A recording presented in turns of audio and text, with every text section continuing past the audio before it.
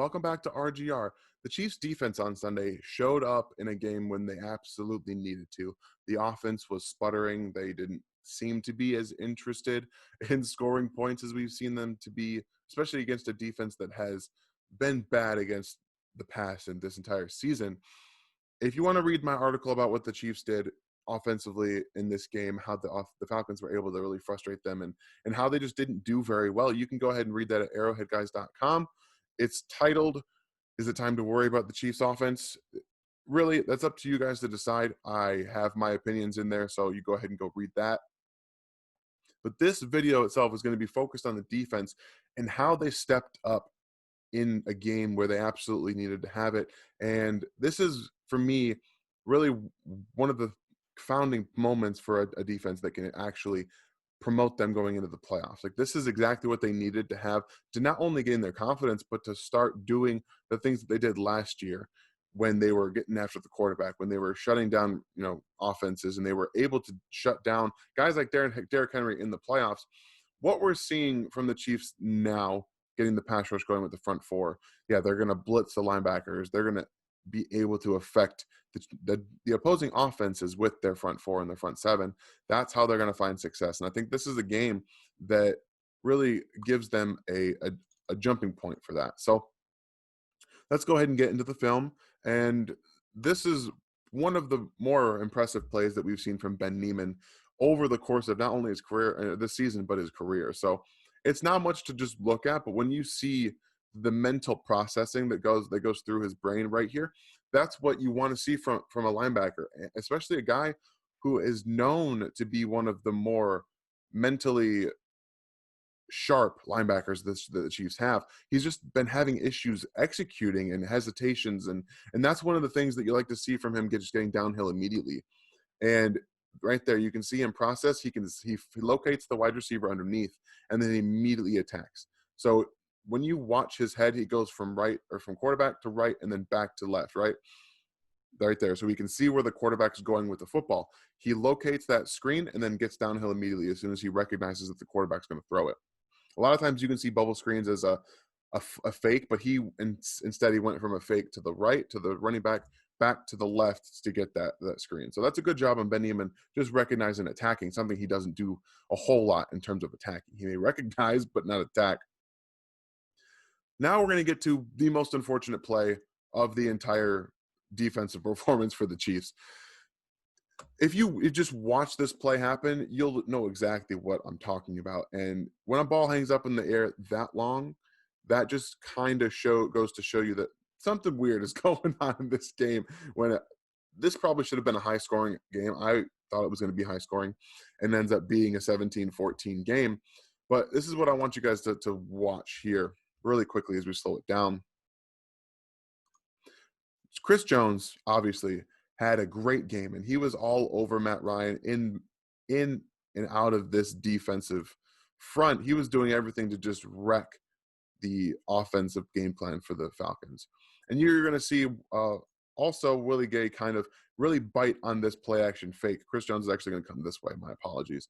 And on the moment that you can see that Ben Niemann recognizes it's a pass and he starts to drop back, that's when he gets hurt. Or it's when he aggravates his injury even more than it already was. He may have already been playing with the injury at this point. We don't actually know. I don't really know. And if you do, then cool. He was already playing with an injury. But Willie Gay needed to be doing a better job of getting his man. And as soon as he gets back to Todd Gurley, it's way too late for this play to unfold for him. And he had trouble locating the football, as you could see. If he just goes and attacks Gurley, it's probably a little bit easier. Just stay with him, and that play doesn't happen. But Chris Jones, we're going to talk more about him in this video a lot because he was everywhere. But he's literally just dismantling this Falcons offensive line. And unfortunately for Niemann, he probably had a good shot to stop that play. But again, aggravating that injury, and he's limping over to try to do what he can. So that forced the Chiefs into a situation with only, 3 inexperienced linebackers on the field, which they weathered the storm pretty well, and they did a good job of generating pressure up front to help eliminate the issues that they were going to have in the back end. But like I said, we're talking about Chris Jones. And Chris Jones is, as you all know, an absolute animal. And he does things in games that just leave offensive linemen wondering what happened. And I want you just to focus on this offensive guard right now, because what Chris Jones does, you can see that this gap between the guard and the tackle is wide. So you have normal split, really normal split, and then you have a pretty wide gap here. Okay. That's going to force the offensive guard to overcorrect just a little bit. It's overset just a little bit because Chris Jones is going to attack up this gap. Obviously, you've got Frank Clark coming on the edge here. So intending is going to open this gap, the B gap, even more. The guard's thinking about that in his brain as this play unfolds. And watch Chris Jones's his right foot as we go further in this play, because that's where he's going to do a lot of really the muscle in this play. The transfer of power from right into the inside is really impressive for a guy that's 300 plus pounds. He just puts his foot in the dirt and he's gone. He gets his hand on that football, and then Sneed's already in a really great position anyway, but he makes it so he doesn't have to worry about making a play in the football. And the thing about Chris Jones's power to speed is he does it in a split second. So just watch the guards body language as he comes from outside to inside. He has no clue what just happened. Look at this guy. He's got no idea what just happened. He was outside to inside so quick, and he watches Chris Jones get to Matt Ryan. That's the kind of thing that Chris Jones does on a daily basis that makes him so special. I'd be remiss if we didn't talk more about L'Jarius Sneed. So we're going to talk about him a little bit here because yeah, Todd Gurley's not what he used to be, guys. I get it. But when you're in a one-on-one situation with a running back out of the backfield, you need to be able to make that open field tackle. And that's one thing that he's done not only at a better level up to now, is that he's improving every single game with these kind of things. He recognizes that the running back's going there, but better yet, watch, there's nowhere to go with this football. I mean, there's nowhere to go. You're going to have this wide receiver out top here come open just a little bit, but right now Matt Ryan's got pressure in his face and he's got pressure coming around. So he's going to step up in the pocket here, and then he's going to have to make a split-second decision where he wants to get with the football. We have a cluster here, and this receiver coming into two defenders. Thornhill's rotating over here anyway. So you really don't have anywhere to go with the football. So you have to make that mental decision in your head to get the football out as he steps up. And obviously Todd Gurley's wide open right there. But since it's a third down and long anyway, this is always going to be a 3 and out. So the backside of this play actually is Frank Clark. And we're going to slow it down because I don't know many people watched this because, yeah, L'Jarius Sneed made a great play in the open field there. But Frank Clark's pass rushing has been elevated not only last week, but it took another step up this week. Right there, that long arm just bullies him, and then he brings him back in, and he nails Matt Ryan. That's something they need to do more of, hitting the quarterback. And regardless, it didn't affect the throw, but Matt Ryan's going to be thinking about this hit. And this move right here, that long arm, and then pull, right there, just pull him backward, come back around, and rip over it. That's the kind of thing that I want to see Frank Clark do more of. And getting a hit on the quarterback makes it even better because then it's execution. They did force Matt Ryan up into the pocket there. And then that allows Frank Clark to do what he does best and really get and lay a hit on the quarterback.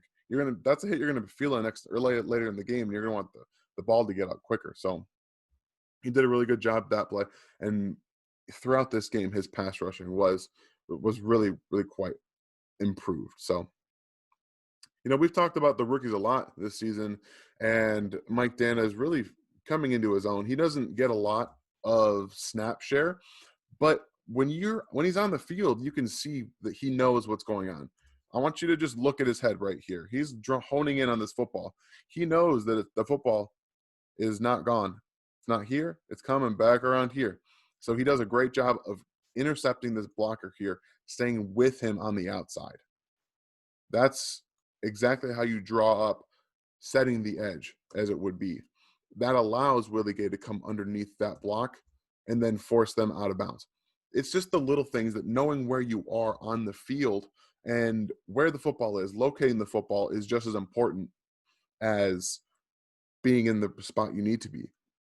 You could see we saw Willie Gay lose the football earlier in the game, and that forced him to be out of position on that throw that Matt Ryan threw up to Todd Gurley. So here he just does a great job of being in the right position and seeing the football. Obviously, Tershawn Wharton, Derrick Nnadi. There's a bunch of guys here that don't allow him to take this upfield, and then he has to stretch it back outside, and it goes for a loss on the play. So they just did a really good job of compounding really good plays from rookies and everybody else in this game. It's a lot of fun to watch them play at a high level because they can do so many different things. And when they really get after a quarterback, that's exactly the kind of thing you want to see. And again, we're going to get back to Chris Jones here because this is more of a power rush from him. And Matt Ryan, for some reason, doesn't throw this football to the flat right there. This football probably has to come out right now. Granted, he's probably trying to push it downfield. And again, we have this cluster of receivers down here. You've got 3 receivers within like 5-6 yards of each other, and that's not conducive to getting the ball out quickly right here. So he probably should be throwing the football here. He's going to just jab it a little bit, and then he's going to look downfield again.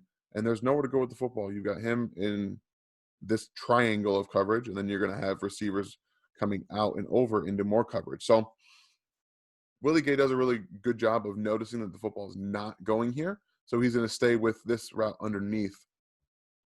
And that's going to force Matt Ryan to hold on the football even more. They did a good job of sealing off the quick throws a lot in this game and forcing Matt Ryan to hold it just a little bit longer than he wanted to.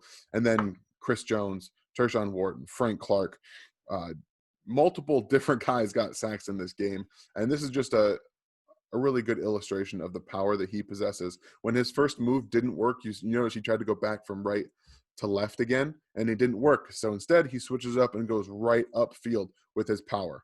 And it just pushes the guard right into Matt Ryan, disengages, gets the sack. That's the kind of multiple kinds of pass rush you need to have. That's why I've been pushing on Frank Clark to do that more often. I need to see more moves and more things to do because Chris Jones was so quick to go from his outside inside move to a bull rush that the guard had no chance, especially with his power and speed.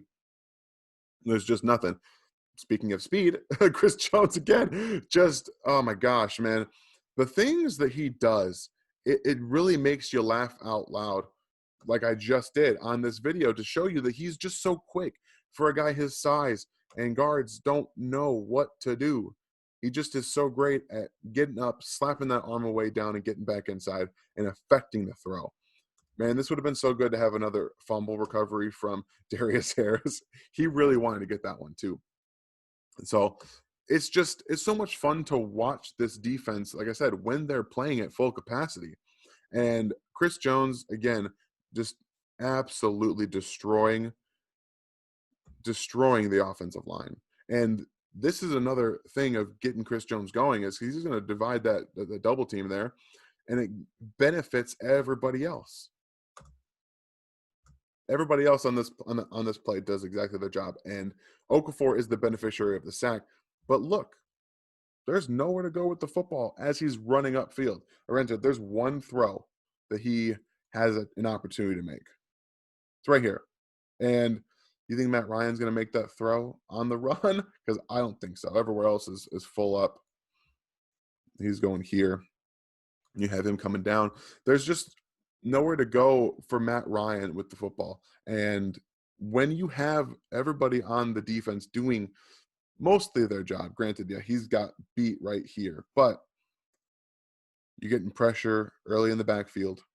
Matt Ryan's trying to find somewhere to go with the football. Then you get the pressure. I mean, Spags had a really good game plan for Matt Ryan in this game. And when you force a quarterback like Matt Ryan, some of these more less athletic guys on the move to run a little bit and get out of the pocket, that not only speeds up their processing, it forces them to hold the football because he doesn't have the arm strength to make that throw.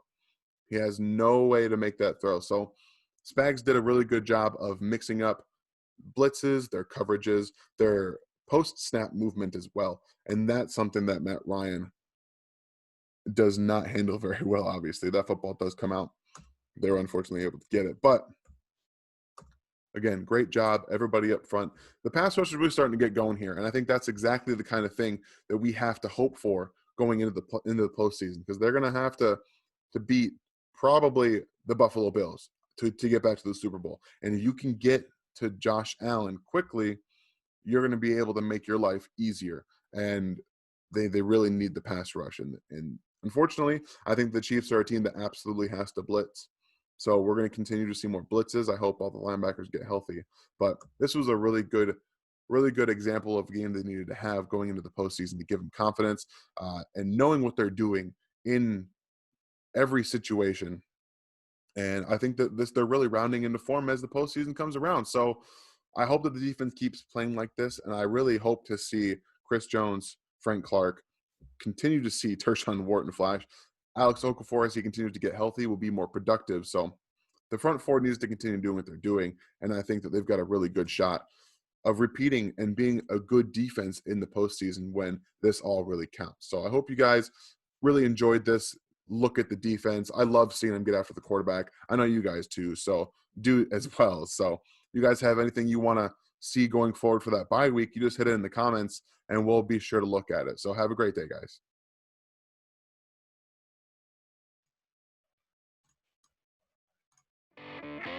Thanks for watching this video from the team at RGR Football. Click these videos to see more and subscribe to RGR Football.